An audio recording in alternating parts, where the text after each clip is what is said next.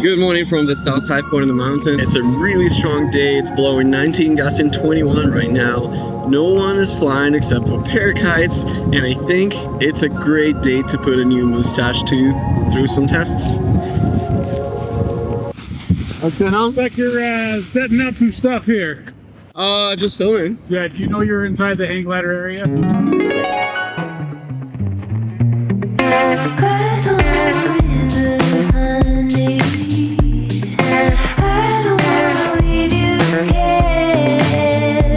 Before we dive in, I wanted to say a couple words about why it was important for me to make this video. Basically, anytime I was trying to watch anything about paragliding on YouTube, the author of the video or the pilot in the video will either be a pro pilot or an instructor, which is great. These guys show us what's really possible and they make great, valuable inputs, but the way they're flying and what can they do with the new gear doesn't always necessarily apply to me.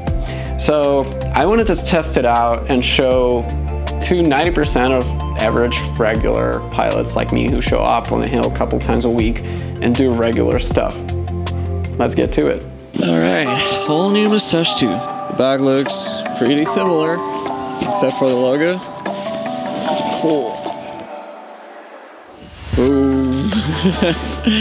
New colors. The material is different. That is pretty obvious from the get-go. I think it's lighter. I think it's supposed to be lightweight now. The risers look pretty familiar, just very new compared to my dusty ones. Let's take it out. All right, let's start with some kiting. 13 and 15 are the sizes I'm most familiar with for the Moustache 1. So I picked 13 for the conditions. Let's see how it performs. Woo! Okay. Whoa. I mean, considering the conditions, the tug is like almost not noticeable. I can feel it trying to get myself off the ground, but for some reason the brake pressure is just lighter. And when I come to the stall point, I feel like I still have way more of a brake travel within this like near stall area. Let's do some run-ins. Okay, I need to process all that. Basically, the first thing that comes to my mind is the brake pressure is completely different. You go hands up, it still fixes itself from any kind of position. Once you get on the brakes, that's where things get really different. It's somehow softer, but also more precise. Okay, one more run in and let's fly. Woo, woo. Oh my God, it is so different.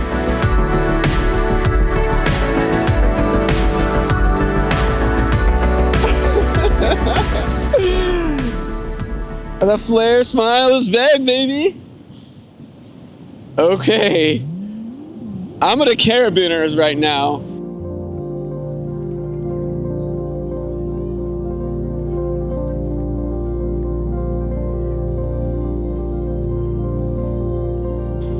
Let's do some slides. Whew, that is scary. This wing is fast.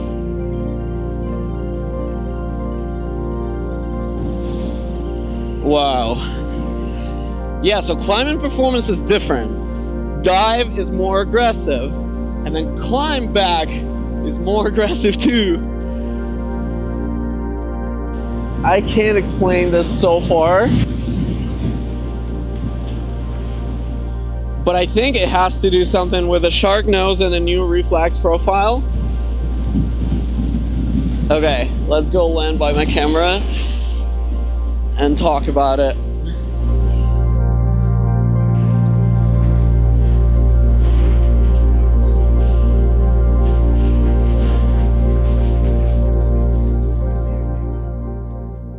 We got first impressions out of the way, so now it's time to get all technical and see what the new wing actually brings us. Unfortunately, a lot of manufacturers in every industry are known for making some minor changes, marketing them as groundbreaking achievements, and trying to sell a half-ass R&D as a new product. I don't think that's the case here, but let's take some official data from Flare Nation, compare it to what we see in real life, talk to some experts, and define how much of that is actually new. Just by my reactions here, you can get a hint of that. Some differences do exist. By the way, I don't have any commercial interest. I'm not paid by either Flare or Superfly. So everything I say here is my real opinion, and the only bias is how much fun do I actually have. I decided to stop by Superfly and talk to some people who introduced me to Paraglide in the first place.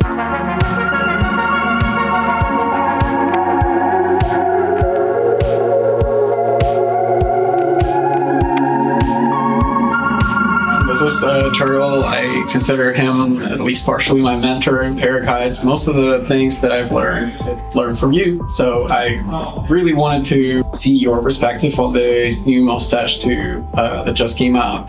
Let's start with just maybe 3 of the biggest differences that you spotted in the last couple of days of flying those in between the Moustache 2 and Moustache 1. All right, so the first thing I really noticed was when I heard it flew faster and had more lift. I was very intrigued, and I went out and flew it, and that is most positively true. If it's windy, let's say I picked 15, but it's a little bit windier than you had expected, you fly hands up and it does fly faster. You go hands up, you dive down, it's starting to get a little light, you get deeper in the brakes, even below the carabiners now, and up you go. So it's like pretty amazing.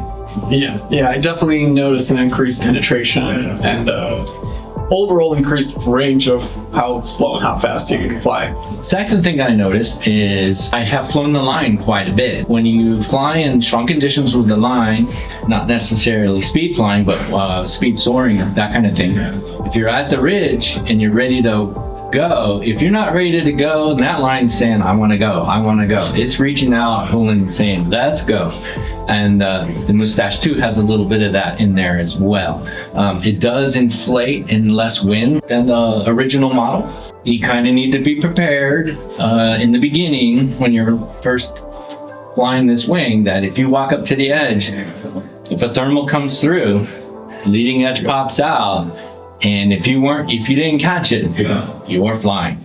Is there any either conditions or a reason or maybe different sizes that you would prefer to still keep flying 1 versus 2? If I don't have a Flare 2 to fly, Flare Moustache 2 to fly, then I'll fly the Moustache 1, but I'm always going to be reaching for the Moustache 2 now. When the Moustache 1 came out and joined paragliding on the hill, there was an incredible amount of difference. Now that the Moustache 2 has come out against the Moustache 1, it's almost the same level change. Whoa. But I've been flying them for 3.5 years. So I've got a good start with the 2, and now I can just add on to the routines that I already have in my head and the way I like to fly. Slight adjustments, and then you can build upon. Because now with the tip steering, I can dive that. One of the biggest, I'm gonna say complaint, but it wasn't a complaint, it was a pilot. They were doing wingovers like they would on their mini wing, 2 wingovers on a Moustache 1, you were all the way down, you lost all your altitude, you had to go build it up. Now with the Moustache 2 and the tip steering, I can throw 4 or 5 in the same amount, in the same area. So that's huge. That's a huge bonus. And imagine what I can do. That's only my 3rd day on it, really. So just imagine more practice, more pilot in command, more thinking. Did you fly it on the north side already? Mm-hmm. Off the top? Yes. Okay. I made a video that hasn't been posted yet. But. Nice. Okay, I'll post the link once it's out. And yeah, please go see it, because this is where you actually put the mini wing or speed wing or a paraglide to the test, because it's tall enough to throw some barrels, to throw some wingovers, but it's definitely not high enough to not be concerned about, going down, doing a spiral, and then doing a barrel roll, and still having plenty of altitude. This is a pretty low, still a pretty low ridge. So I will be very interested to see this video and how the Moustache 2 performs there. When you dive in on from the spiral, or you just dive in from first Moustache, it kind of rounds you out automatically when it reaches this maximum speed or When something. it reaches the threshold. Yeah. I did not find this threshold in a Moustache 2 yet. Is it just like way lower, or does it exist even? Oh, it exists. You probably weren't high enough for this particular scene you're talking about to dive it enough to hit the threshold to make it round out on its own. It will round out on its own. So if you are at minimum sync, setting up for your approach, and you do a hands up dive, that is one level of velocity. But if you set yourself up to do a 270 dive, That's a different that round out will come Yeah. as soon as you hit the velocity of the wind speed to make the lift happen.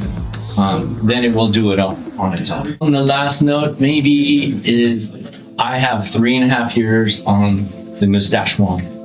I have 3 days on Moustache 2, and I did approach it that way. I didn't just take, I've got 3.5 years on a Moustache and I'm just going to add on. I did treat it as a different glider because ultimately it really is a different glider. It has a lot of different characteristics, and if we could get anybody who wants to touch the tube, treat it as your first day and move on from there.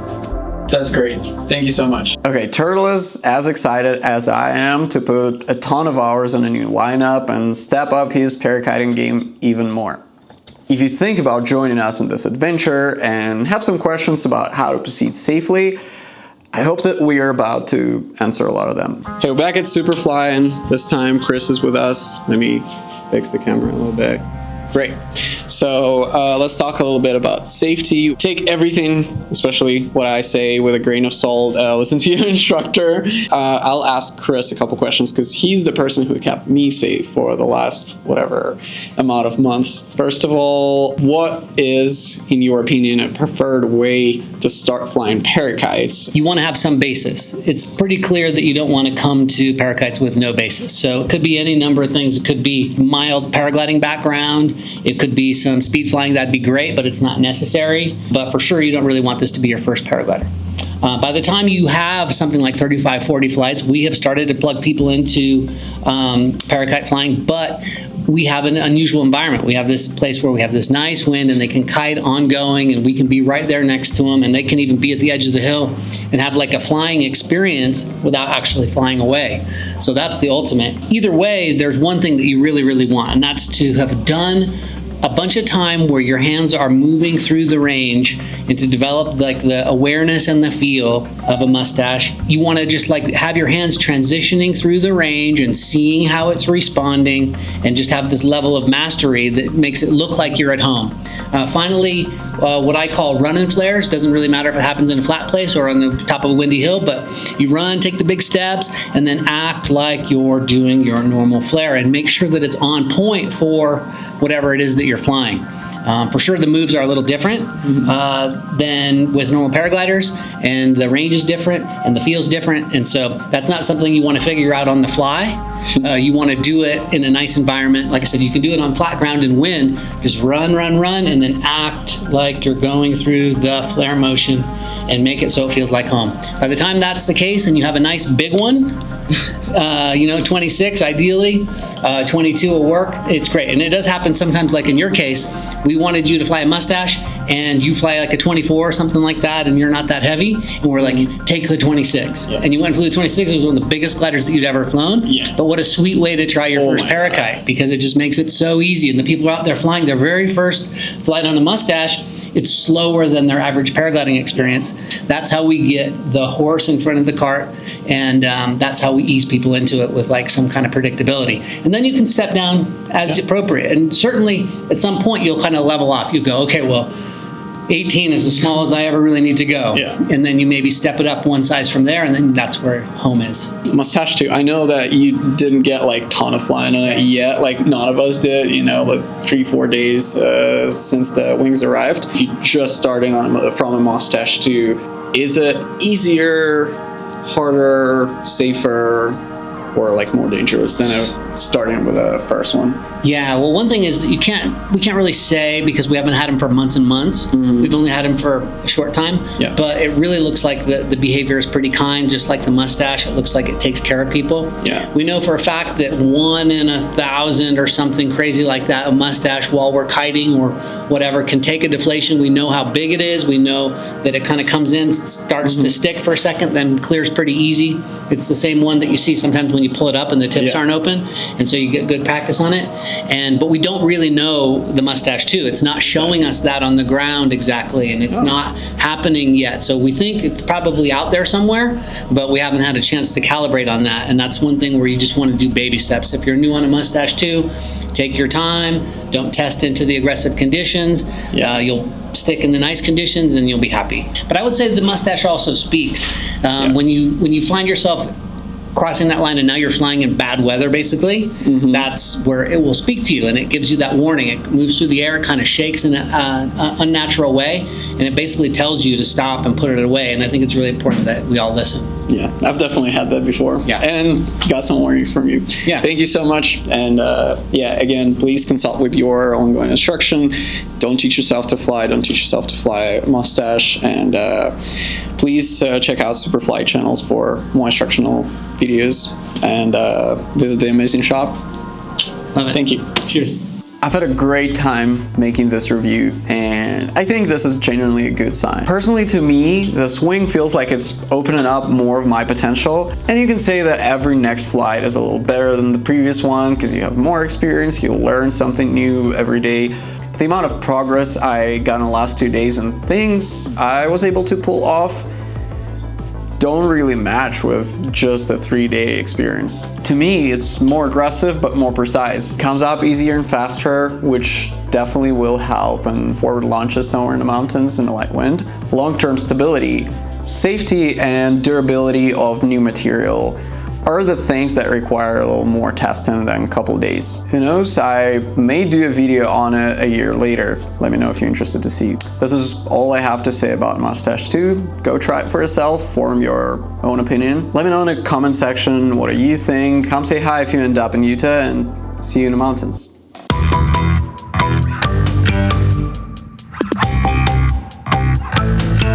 Okay, to be completely honest, I'm kind of terrified right now. Just staying in this position on brakes kind of gives me the feel of the trailing edge, and anytime it wobbles, it's kind of easy to counteract it. I don't know how effective I'm being right now.